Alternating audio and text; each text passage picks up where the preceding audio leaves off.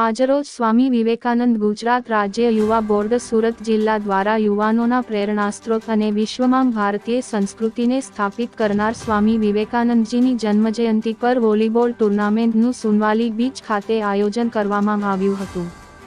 સ્વામી વિવેકાનંદજીની જન્મજયંતિ નિમિત્તે યુવા બોર્ડ દ્વારા આયોજિત સ્વામી વિવેકાનંદ રમતોત્સવનો સુરત જિલ્લાના સુવાલી બીચ ખાતે ખાસ ઉપસ્થિત યુવા બોર્ડના પ્રદેશ સંયોજક કૌશલભાઈ દવે દ્વારા શુભારંભ કરવામાં આવ્યો। વિદ્યાર્થીઓ રમતગમત પ્રત્યે અભિમુખ થાય અને ખેલકૂદ થકી તેમનો સર્વાંગી વિકાસ થાય તે માટે આ રમતોત્સવ મહત્વની ભૂમિકા ભજવશે। વોલીબોલ ટુર્નામેન્ટમાં ભાગ લેનાર ખેલાડીઓને પ્રોત્સાહિત કરી પ્રથમ દ્વિતીય ક્રમ વિજેતા ટીમને ટ્રોફી એનાયત કરવામાં આવી હતી।